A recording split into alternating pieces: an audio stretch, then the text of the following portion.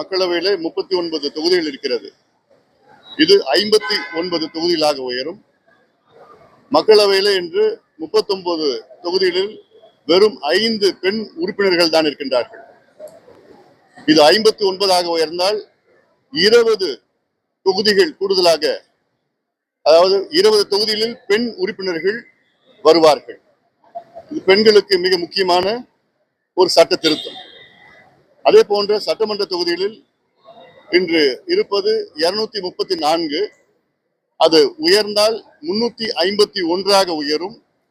அதில் 117 பெண்கள் உறுப்பினர்களாக வந்தே ஆக வேண்டும். இப்பொழுது 234 வெறும் 23 பெண்கள் தான் இருக்கின்றார்கள். ஆக இது முக்கியமான ஒரு காரணம். அடுத்த காரணம், இப்போ தமிழ்நாட்டிலே 8 கோடி மக்கள், அதில் 39 மக்களவை தொகுதிகள் என்று பார்த்தால் சராசரியாக ஒரு எம்பிக்கு 20 லட்சம் மக்கள் தொகை அடிப்படையிலே மக்கள் இருப்பார்கள். பீகாரிலே கிட்டத்தட்ட 35 லட்சம் பேர் இருக்கின்றார்கள் ஒரு எம்பிக்கு சராசரியாக மக்கள் தொகை, வாக்காளர்கள் மக்கள் தொகை. இது குறைய வேண்டும். அதே போன்று ஒரு எம்எல்ஏக்கு தமிழ்நாட்டிலே இப்போ 8 கோடி மக்கள் 234 தொகுதிகள் என்றால் சராசரியாக பார்த்தீர்கள் என்றால் ஒரு எம்எல்ஏக்கு 3.4 லட்சம் மக்கள் தொகை. இப்போ இது மறுசீரமைப்பு வந்தால், தொகுதிகள் உயர்ந்தால் கிட்டத்தட்ட இப்போ 20 லட்சத்திலிருந்து வெறும் 13 லட்சமாக குறையும். வாக்காளர்கள் வெறும் 10 லட்சம், ஒரு எம்பிக்கு 10 லட்சம் வாக்காளர்கள், அவ்வளவுதான். அதே போன்ற ஒரு எம்எல்ஏக்கு இன்னைக்கு 3.4 லட்சம் பேர் மக்கள் தொகைன்னா அது கிட்டத்தட்ட ஒரு 2.4 லட்சமாக குறையும். வாக்காளர்கள் பார்த்தீங்கன்னா 1,60,000 வாக்காளர்கள் சராசரியா வருவார்கள் ஒரு எம்எல்ஏக்கு தமிழ்நாட்டில். இது அவசியமானது, இதுதான் வேண்டும். அப்போதுதான் ஒரு எம்பியோ எம்எல்ஏவோ மற்ற தொகுதி முழுவதும் செல்ல முடியும். உதாரணம், நானும் இப்போ தர்மபுரி நாடாளுமன்ற தொகுதி மக்களவை உறுப்பினராக 2014 இருந்தேன். அப்பொழுது என்னுடைய தொகுதியில கிட்டத்தட்ட 2000 கிராமங்கள் இருந்தது. இந்த 2000 கிராமத்திற்கு 5 ஆண்டுகளில் ஒரு முறைதான் செல்ல முடியும். இந்த தொகுதியும் எண்ணிக்கையும் குறைந்தால் நிச்சயமாக நல்ல ஒரு நாடாளுமன்ற உறுப்பினரோ அல்லது ஒரு சட்டமன்ற உறுப்பினரோ மிக சிறந்த முறையிலே பணியாற்றலாம். அனைத்து மக்களும் பார்க்கலாம், அனைத்து திட்டங்களும் போய் சேர்க்கலாம். ஒரு உதாரணம், தமிழ்நாட்டில் சுதந்திரம் கிடைத்த பொழுது 1947 தமிழ்நாட்டில் 12 மாவட்டங்கள் தான் இருந்தது. இன்னைக்கு 38 மாவட்டமாக உயர்ந்திருக்கிறது. அதே போன்று தமிழ்நாட்டில் 40 ஆண்டுகளுக்கு முன்பு 3 மாநகராட்சிகள், கார்பரேஷன்ஸ் தான் இருந்தது, சென்னை, கோயம்புத்தூர், மதுரை. இன்னைக்கு கிட்டத்தட்ட 25 மாநகராட்சிகள் உயர்ந்திருக்கிறது. 40 ஆண்டுகளுக்கு முன்பு 100 நகராட்சிகள் தான் இருந்தது. இன்று கிட்டத்தட்ட 137 நகராட்சிகள் உயர்ந்திருக்கிறது. இது நிச்சயமா நிர்வாகத்துக்கு ஏதுவாக இருக்கும். அதனால இந்த தொகுதி மறுசீரமைப்பு வந்தால் தமிழ்நாட்டுக்கு நிச்சயமாக நன்மை தான். குறிப்பாக பெண்களுக்கு நன்மை, பெண்கள் முன்னேற்றத்திற்கு நன்மை. கூடுதலாக பெண்கள் சட்டமன்ற உறுப்பினர்களாக, நாடாளுமன்ற உறுப்பினர்களாக, கூடுதலாக அமைச்சர்களாக வருவார்கள். இது விமென்ஸ் எம்பவர்மெண்ட். இதுல ஏதோ தெற்கு குறையும் வடக்கு அதிகமாகும் அப்படிலாம் கிடையாது.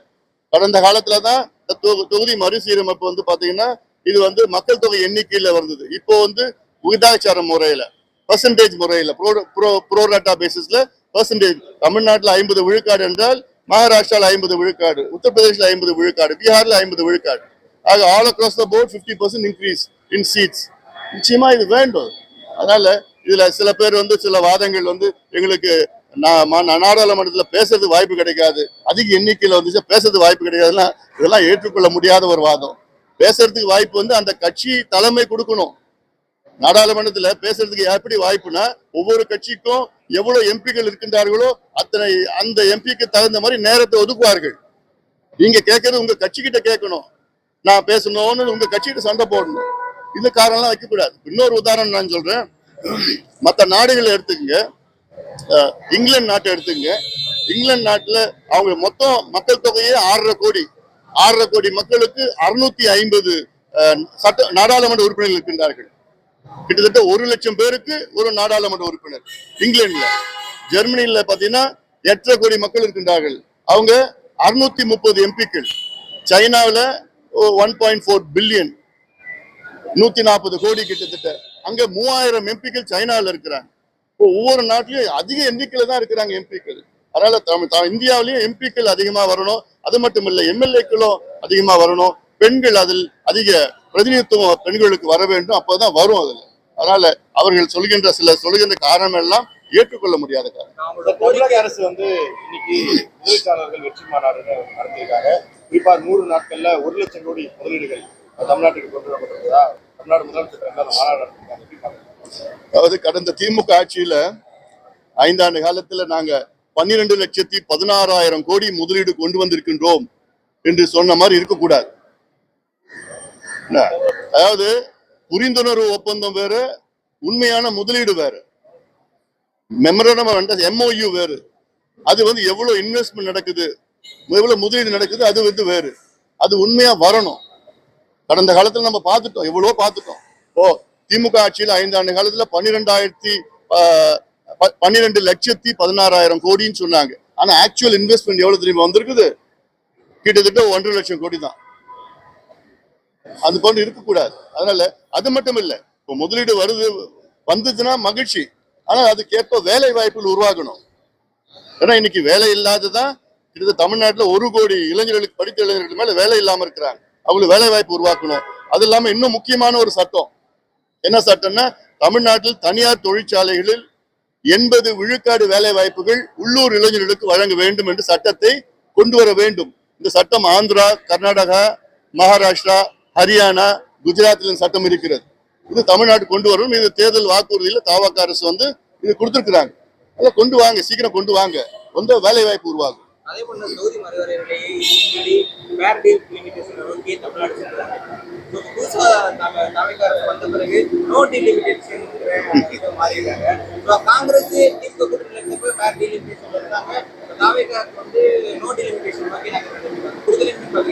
வேற ஏதோ பிரஷர்.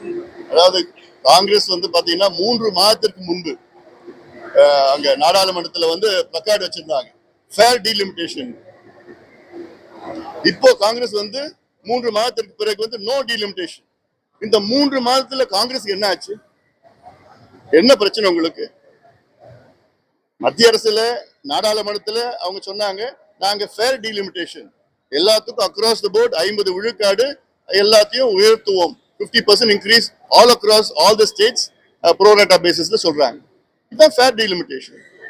இல்ல யாருக்குமே எந்த பாதிப்பும் வரப்போறது கிடையாது. ஒரு சில வாதங்கள் என்னன்னா, தென் மாநிலங்களுக்கு மிக எண்ணிக்கை குறைவா வரும், வட மாநிலங்களுக்கு எண்ணிக்கை அதிகமாகும். அதனால நாளைக்கு அங்க யார் ஆட்சிக்கு வராங்களோ, வட இந்தியர்கள் ஆட்சிக்கு வந்தால் அதனால அங்க அரசியல் சாசன சட்ட திருத்தம் கான்ஸ்டிடியூஷன் அமெண்ட்மெண்ட் வருதுங்கிறதெல்லாம் அந்த வாதம் எல்லாம் அது அரசியல், அது தேர்தல். உத்தரப்பிரதேசில கடந்த நாடாளுமன்ற தேர்தலில் கிட்டத்தட்ட 50 விழுக்காடு தொகுதியில் எதிர்கட்சியில் வெற்றி பெற்றார்கள்.